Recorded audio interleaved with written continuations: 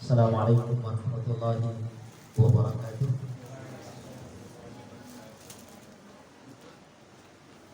Alhamdulillahilladzi anzala al-Qur'ana hudan wa nura wa ja'alahu lil 'alamin dastura wa ja'ala lahu halawah wa 'alayhi tilawah liman talahu haqqa tilawah. Asyhadu an la ilaha illallah wahdahu la syarika lahu wa asyhadu anna Muhammadan 'abduhu wa rasuluhu la nabiyya ba'dah. Allahumma shalli wa sallim wa barik ala nabiyyina wa maulana Muhammadin sallallahu alaihi wa ala alihi wa sahbihi wa man tabi'ahum bi ihsan ila yaumiddin. Allah Ta'ala, a'udzu billahi minasyaitonir rajim. Inna hadzal Qur'ana yahdi lillati hiya aqwam wa yubashshirul mu'minina alladhina ya'maluna as-salihati anna lahum ajran kabira. Wa qala an-nabiy sallallahu alaihi wa alihi wasallam, Inna Allah yarfa'u bihadzal kitabi aqwaman wa yad'u bihi akharin. Amma ba'd. Ikhwatal iman yang dimuliakan Allah Subhanahu wa taala, para asatidzah, para guru yang dimuliakan, para hafiz dan hufaz Al-Qur'an. Semoga Al-Qur'an menjadi syafaat bagi kita nanti di hari kemudian. Al-Quran yang kita baca, Al-Quran yang kita imani, Al-Quran yang kita amalkan menjadi penolong bagi kita nanti di hari kemudian.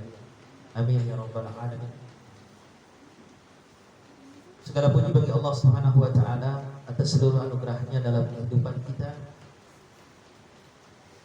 Allah berikan kemudahan kepada kita untuk menunaikan ketaatan kepada Allah.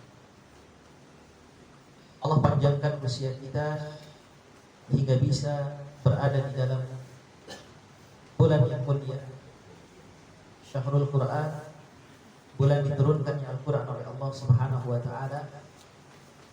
Karena Al-Quran turun di bulan itu, maka bulan itu menjadi bulan yang mulia.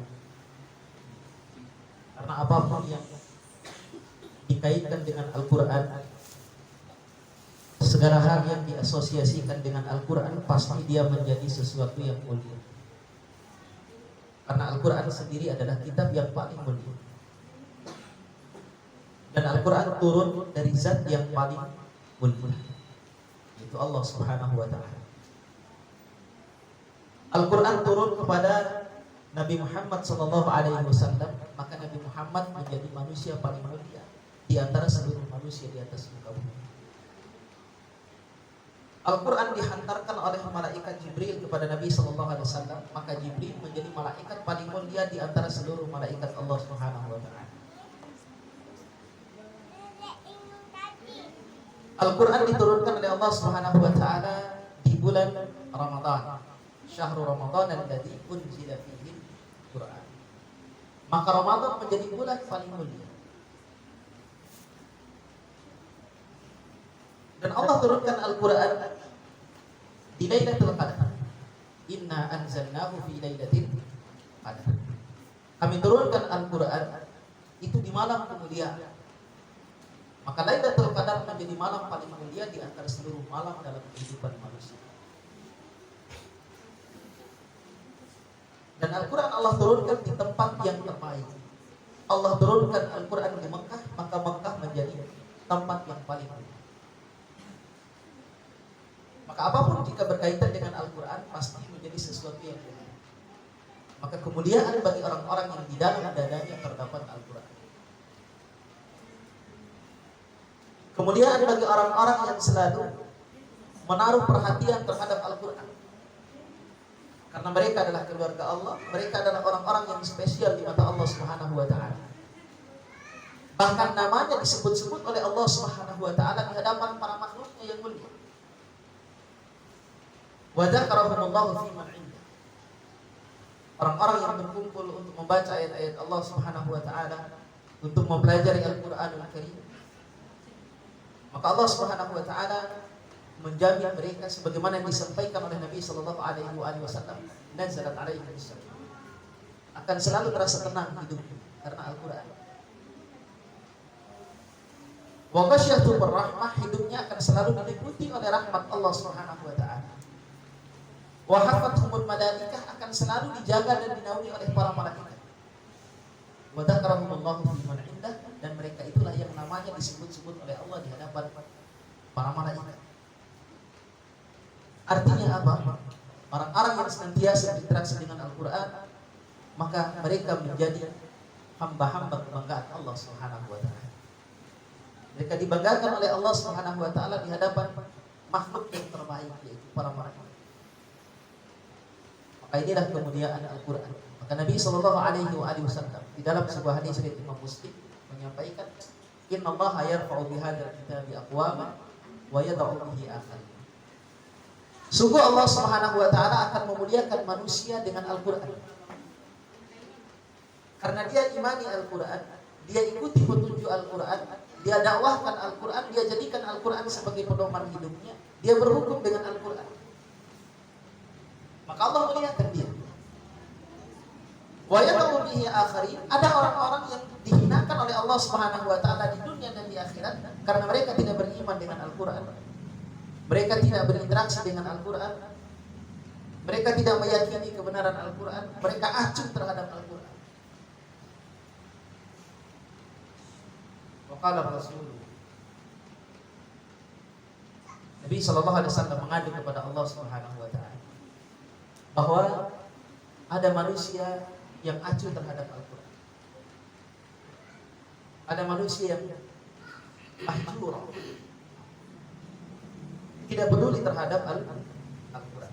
Maka Allah berikan kemuliaan kepada kita, Allah berikan kelebihan kepada kita untuk menaruh perhatian terhadap Al-Quran. Dan bulan ini adalah bulan yang mulia, bulan diturunkannya Al-Quran, bulan Siyam.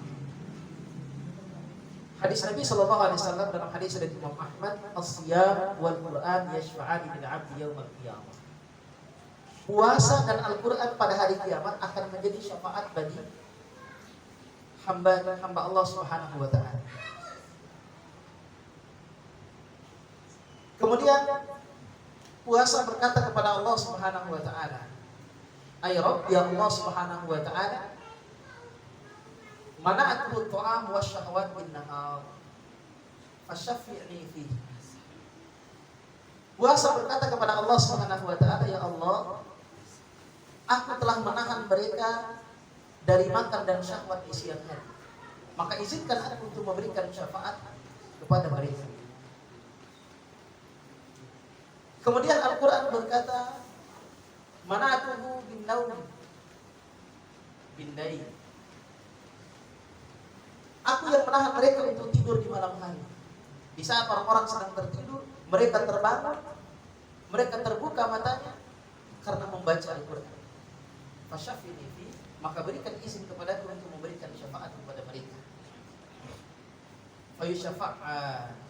Kemudian puasa dan Al-Quran diberikan izin oleh Allah Subhanahu wa taala untuk memberikan syafaat kepada orang-orang yang berpuasa dan orang-orang yang membaca Al-Quran. Dalam hadis yang populer juga yang sudah kita hafal, dalam hadis dari Imam Muslim, "Iqra'ul Quran fa innahu ya'ti yaumal qiyamah syafi'an li ashabi." Bacalah Al-Quran karena Al-Quran akan datang pada hari kiamat menjadi syafaat bagi orang-orang yang membacanya. Maka sebagian ulama menyebutkan bahwa tingkatan surga itu sejumlah tingkatan ayat Al-Quran. Sehingga semakin banyak ayat Al-Quran yang kita baca, semakin tinggi tingkatan surga yang kita peroleh. Iqra' warattil wartaqi kama kunta turattil fi dunya fa inna manzilataka indallah inda akhir ayatin taqra'. Ustaz Afan sudah menyampaikan hadis. Semakin banyak ayat yang kita baca, maka semakin tinggi tingkatan surga yang ada kita peroleh, insyaallah. Rasa tidak Bapak Ibu dan para wisudawan-wisudawati yang dimuliakan Allah Subhanahu wa taala, alhamdulillah kita patut bergembira dan berbahagia hari ini menyaksikan adik-adik kita yang sedang wisuda. Kita patut iri, kita patut merasa cemburu dengan apa yang dicapai dan digapai oleh saudara-saudara kita, oleh adik-adik kita yang telah menyelesaikan hafalan. Jadi kalau lihat antum-antum yang wisuda, rasanya pengen wisuda lagi. Misalkan kita lihat orang-orang yang wisuda hafid Quran, rasanya pengen wisuda lagi. Ada orang datang ke walimahan lihat orang nikah. Saya nggak lanjutin ceritanya.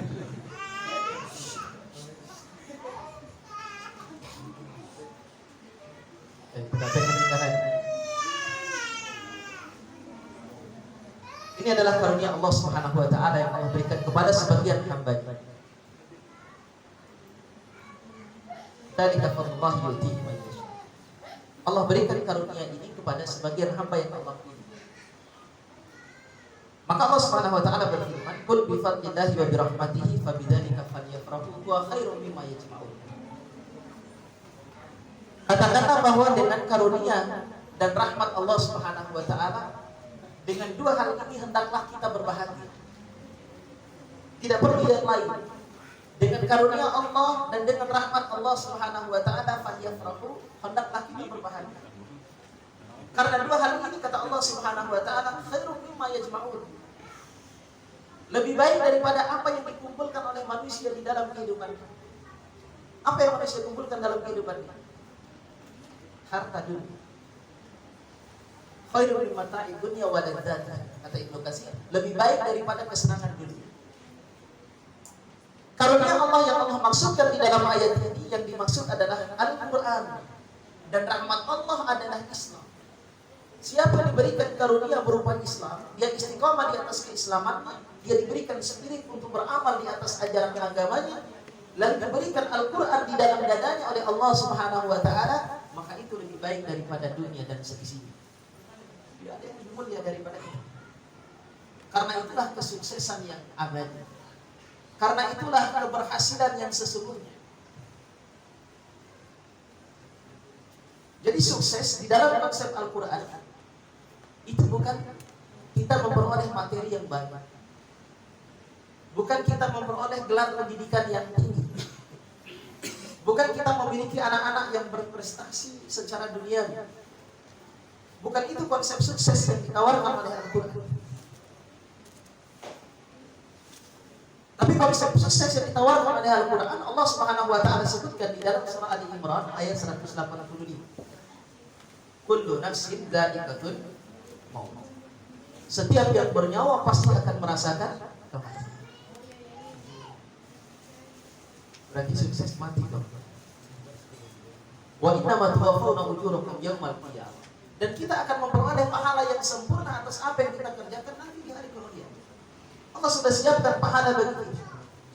Faman zuhziha 'anil nari wa udkhilal jannah faqad faz. Faqad faz.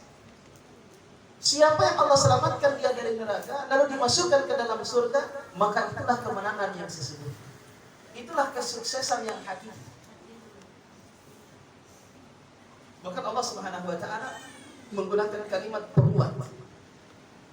Faqad faz. Kata qad jika masuk pada fi'il madhi artinya sungguh. Artinya adalah ta'kid. Allah meyakinkan kepada kita secara pasti bahwa itulah kemenangan dan itulah kesuksesan yang sesungguhnya. Faqad faz. Sungguh telah beruntung orang yang selamat dari neraka dan dimasukkan ke dalam surga. Jadi kesuksesan yang sesungguhnya adalah ketika kita masuk ke dalam surga. Ketika kita diberikan rahmat oleh Allah untuk memandang indahnya wajah Allah Subhanahu wa taala. Itulah kesuksesan yang sesungguhnya.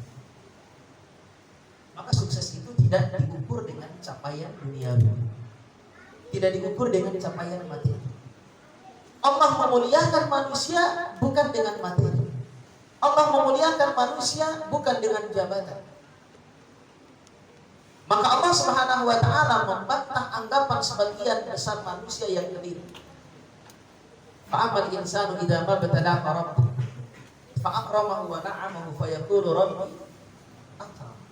Surah Al-Fajr ayat 15.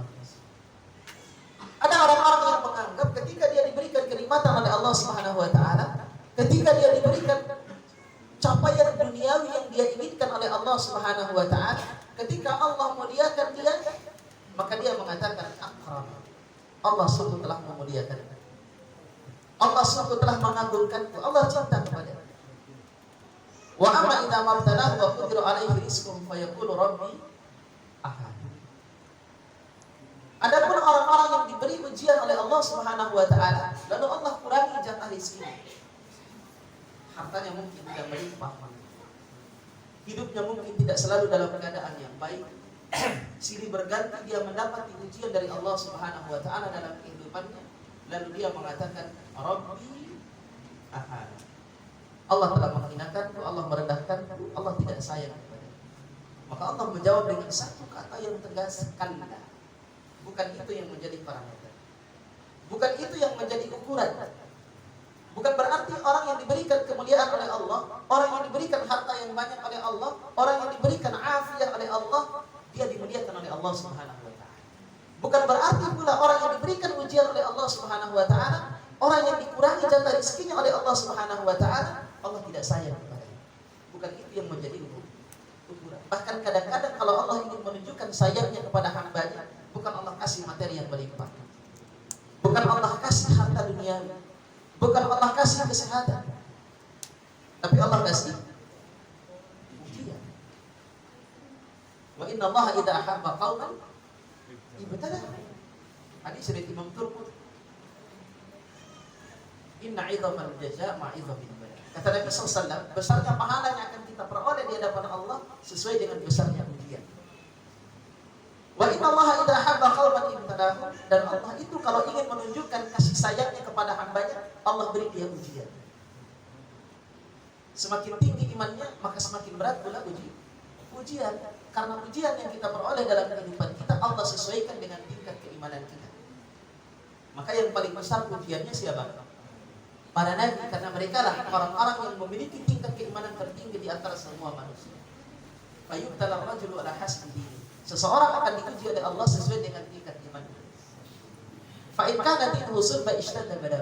Kalau agamanya kuat, kalau imannya kuat, maka ujiannya pun akan berat. Karena Allah tahu hambanya pasti mampu melewati ujian.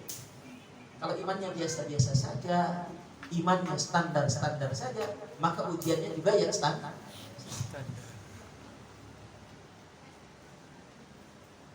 Faman radiya falahu ridha. Siapa yang ridha ketika diuji oleh Allah Subhanahu wa taala, maka Allah ridha kepadanya. Wa man sakhita falahu sakhat. Siapa yang murka, maka Allah murka kepadanya. Jadi sekali lagi, harta materi, harta dunia bukan menjadi ukuran seseorang dimuliakan oleh Allah Subhanahu wa taala. Bahkan kadang-kadang orang yang beriman justru Allah berikan karunia kepada mereka, Allah berikan harta kepada mereka lebih banyak daripada orang-orang yang beriman. Allah memberikan rezeki kepada mereka lebih banyak bahkan dibandingkan dengan orang-orang yang beriman. Tapi rezeki yang Allah berikan kepada mereka itu bukan karunia yang sesungguhnya. Bukan rezeki yang sesungguhnya. Tapi itulah yang dinamakan dengan istidraj.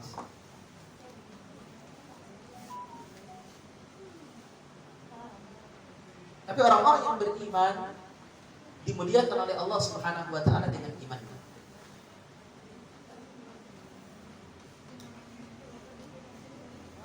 Ikhwatul iman yang dimuliakan oleh Allah Subhanahu wa taala. Jadi sekali lagi, ukuran kemuliaan dan ukuran kesuksesan itu ketika kita bisa selamat sampai ke dalam surga Allah Subhanahu wa taala.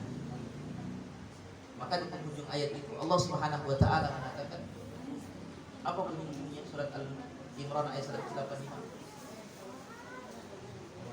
Faman subsiya wa man hayatud dunya illa mata'ul ghurur. Tidaklah kehidupan dunia ini kecuali kesenangan yang menipu. Artinya sukses itu bukan sukses dunia. Karena segala yang kita raih di dunia itu sifatnya fata morgana. Apa yang ada di dunia itu tidak kekal. Apa yang ada di dunia itu mudah rusak, mudah hilang, mudah lenyap. Tapi apa yang ada di sisi Allah Subhanahu wa taala di surga itu kekal abadi selama-lamanya. Maka tujuan hidup seorang muslim jika ingin sukses sesuai dengan pedoman Al-Qur'an yang kita baca dan kita hafal itu adalah sukses di hari akhirat. Bukan sukses di dunia. Orang yang punya gelar tinggi di dunia, orang yang punya tingkat pendidikan dengan strata yang tinggi di dunia, bahkan sampai dokter, bahkan sampai profesor, itu bukan menjadi standar kesuksesan. Apa artinya kita punya ijazah yang banyak? Apa artinya kita punya gelar yang tinggi, tapi tidak bisa menjawab pertanyaan munkar dan nakir? Pertanyaan yang secara sekilas bisa dijawab oleh anak SD. Man rabbuk? Wa man nabiyyuk? Wa ma dinuk? 3 pertanyaan yang mudah, tapi tidak semua orang bisa menjawab itu. Gelar pendidikan yang tinggi, kesuksesan yang kita raih di dunia tidak bisa menjamin kita bisa menjawab pertanyaan malaikat di alam kubur. Padahal kita sudah menghabiskan waktu begitu panjang, kita sudah menghabiskan biaya yang begitu banyak untuk meraih gelar pendidikan yang tinggi, tapi tidak bisa lolos dari 3 pertanyaan malaikat di alam kubur. Akhirnya dia tidak sukses di alam kuburnya, tidak sukses pula di akhiratnya. Tapi ketika kita mampu menjawab pertanyaan yang ringan itu, ketika kita mampu menjawab pertanyaan itu, maka kita menjadi orang yang selamat di alam kubur kita dan orang yang sukses nanti di hari kemudian. Karena sukses yang sesungguhnya adalah akhirat. Karena tujuan hidup dan cita-cita tertinggi orang beriman adalah surga di akhirat, bukan dunia.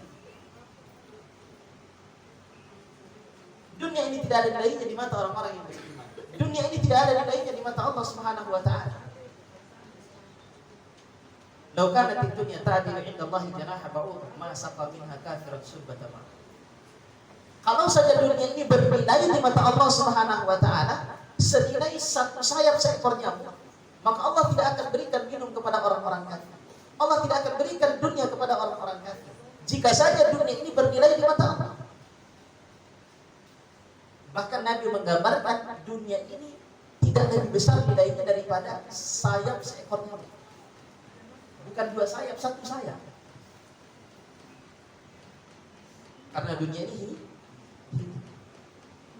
Maka ketika Nabi Shallallahu Alaihi Wasallam lewat di pasar, kemudian beliau bersabda kepada penduduk pasar, Man ahabba yakuna hadza lahu dirham. Wahai orang-orang yang ada di pasar, ketika beliau mendapati ada seekor bangkai kambing yang sudah membusuk, kemudian dia tawarkan kepada penduduk pasar, maukah kalian jika saya jual kambing ini dengan harga 1 dirham? Ada yang mau beli? Ada yang mau beli? Tidak. Kalau begitu siapa yang mau kambing ini saya kasih dengan cuma-cuma? Tidak ada. Kenapa tidak bermanfaat? Justru hanya akan menimbulkan penyakit, akan mendatangkan penyakit. Bangkai kambing sudah membusuk. Maka Nabi Shallallahu Alaihi Wasallam mengatakan, inilah nilai dunia yang kalian cari, dunia yang kalian rebutkan, dunia yang siang malam kamu banting tulang untuk memperolehnya, bahkan lupa terhadap kewajibanmu kepada Allah karena takut kehilangan rezeki dunia. Maka orang-orang yang beriman tidak akan pernah risau dengan rezekinya, karena dia meyakini bahwa rezekinya telah ditetapkan oleh Allah Subhanahu wa taala. Ketika Allah mengutus malaikat untuk meniupkan ruh di dalam janin kita, 4 bulan lalu ditiupkan ruh, maka ditetapkan baginya 4 hal. Yang pertama, ajalnya sudah ditetapkan. Ajalnya sudah ditetapkan. Kita tidak bisa menghindar dari kematian. Yang kedua, rizkinya telah ditetapkan oleh Allah Subhanahu wa taala. Yang ketiga, amalnya sudah ditentukan oleh Allah Subhanahu wa taala. Semasa hidupnya dia akan menjadi orang baik atau orang buruk. Dia akan menjadi orang soleh atau dia akan menjadi orang salah. Dia beriman atau kufur. Kemudian yang keempat, syaqiyun am sa'id. Nanti nasibnya di akhirat juga sudah telah Allah tetapkan ketika Allah meniupkan roh di dalam janin. Dia sengsara atau bahagia nanti dia. Surga atau neraka. Bahkan jauh sebelum itu Allah Subhanahu wa taala telah menetapkan rezeki bagi kita. Kataballahu maqadirul khalaiq qabla an yakhluqa as-samawati wal ard bi 50,000 sana. Dalam hadis Muslim, kata Nabi sallallahu alaihi wasallam, Allah telah menulis seluruh takdir hambanya, seluruh takdir kita semuanya, termasuk rezeki kita, termasuk nasib kita nanti di akhirat, telah Allah tulis di Lauhul Mahfuz bi 50,000 sana, 50.000 tahun sebelum Allah menciptakan langit dan bumi. Maka orang-orang yang yakin dengan Allah Subhanahu wa taala tidak akan pernah merasa risau dengan rezekinya, karena dia yakin bahwa rezekinya telah dijamin oleh Allah Subhanahu wa taala dan rezekinya tidak akan pernah berkurang. Ada rezeki yang diperoleh dari hasil usaha. Ada pula rezeki yang diperoleh dari hasil yang tidak disangka-sangka. Maka rezeki itu ada dua sifatnya. Yang pertama ada rezeki yang bersifat kasbi. Rezeki yang kita peroleh dari hasil usaha kita. Orang kalau mau punya uang kerja. Kalau mau punya penghasilan kerja. Maka dia mendapatkan rezeki yang sifatnya kasbi, sesuai dengan hasil usahanya. Dan ini tidak ditentukan oleh kualitas iman. Bahkan orang kafir Allah juga kasih rezeki bahkan lebih. Semua Allah kasih karena Allah itu Rahman. Allah itu Maha Pengasih. Tapi belum tentu orang yang Allah kasih itu sebagai tanda sayang. Bisa jadi istiqraat. Allah kasih bukan berarti Allah sayang. Sama seperti kita kasih uang untuk tukang parkir. Kita kasih uang tukang parkir. Kita kasih karena sayang atau tidak? Itu haknya dia karena telah menjaga kendaraan kita, sehingga dia memperoleh itu. Bukan karena kita sayang. Kadang-kadang kita cek dulu sama tukang parkir karena dia minta banyak. Bukan karena sayang. Allah kasih belum tentu karena Allah sayang. Karena Allah punya sifat Rahman, Allah memberikan kepada siapapun yang hidup, baik dia mukmin, baik dia kafir, Allah berikan kepada. Tapi ada rezeki yang kedua, rezeki yang bersifat wahbi. Bukan wahbi. Jadi ada yang kasbi, ada yang wahbi. Wahbi itu rezeki yang datang dari arah yang tidak disangka-sangka. Dan ini ditentukan oleh kualitas iman. Wa may yattaqillaha yaj'al lahu makhraja wa yarzuqhu min haitsu la yahtasib. Siapa yang bertakwa kepada Allah Subhanahu wa taala, maka Allah berikan kemudahan dari setiap kesulitan hidup yang dia rasakan. Wa yarzuqhu min haitsu la yahtasib, dan Allah akan memberikannya rezeki dari arah yang tidak disangka. Ada orang yang tidak punya apa-apa, ada orang miskin, tiba-tiba dapat tiket umroh dari arah yang tidak disangka. Karena dia yakin kepada Allah bahwa Allah adalah Razzaq. Allah adalah Zat yang Maha memberi rezeki. Maka kalau kita memahami asma wa sifat dengan baik, maka insya Allah hidup kita akan tenang. Karena kita yakin dengan nama-nama dan sifat Allah, kita berprasangka baik terhadap af'al Allah Subhanahu wa taala. Allah itu Maha Rahman, Allah itu Rahim, Allah itu Ghafur, Allah itu Razzaq. Allah adalah Zat yang Maha memberi rezeki kepada kita. Dan rezeki kita telah dijamin oleh Allah Subhanahu wa taala dan tidak akan pernah tertukar, maka jangan pernah risau terhadap urusan rezeki. Ada keluarga saya di Bima, keluarga istri di Bima. Kita sudah sarankan agar anaknya disekolahkan di pondok pesantren. Laki-laki seumuran aku, 19 sampai 20 tahun. Sekarang, dulu ketika tamat SMP, kita sarankan SMA-nya masuk di pesantren. Tapi kata bapaknya, nanti kalau di pesantren, anak saya nggak bisa apa-apa, anak saya nggak punya skill, nggak bisa kerja apa-apa. Dalam pikirannya demikian. Akhirnya tidak jadi dimasukin pesantren, dimasukin SM. Beberapa hari yang lalu orang tuanya kena lumpuh, kena stroke, duduk di kursi roda. Bukan dikasihani sama ayahnya, sama anaknya, tapi dipukulin sama anaknya. Anaknya yang dia masukin di sekolah, yang dia tolak untuk dimasukin di pesantren, dipukuli oleh anaknya.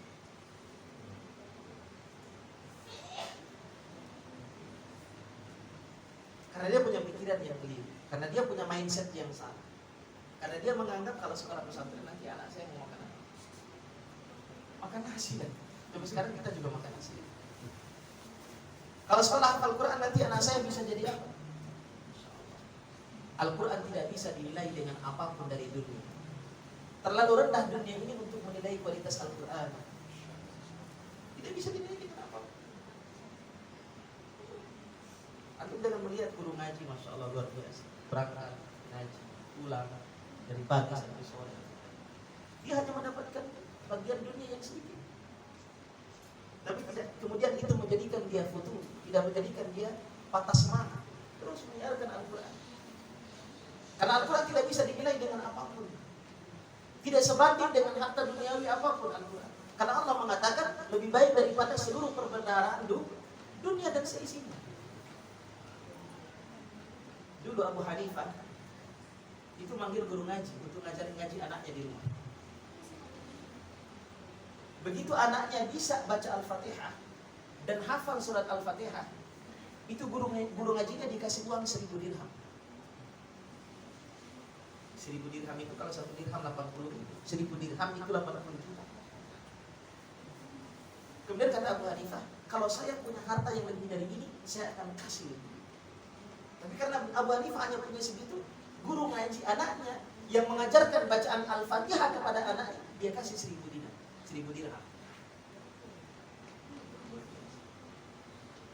Jadi kita jangan melihat orientasinya jangan dulu, tapi orientasinya adalah akhir. Jadi Al-Quran ini adalah sesuatu yang besar, sesuatu yang jangan khawatir tentang urusan rezeki. Allah Subhanahu wa taala sudah atur rezeki. Karena ada beberapa jenis rezeki di dalam Al-Quran. Ada rezeki yang telah dijamin oleh Allah, ada rezeki karena bersyukur. La in syakartum la azidannakum.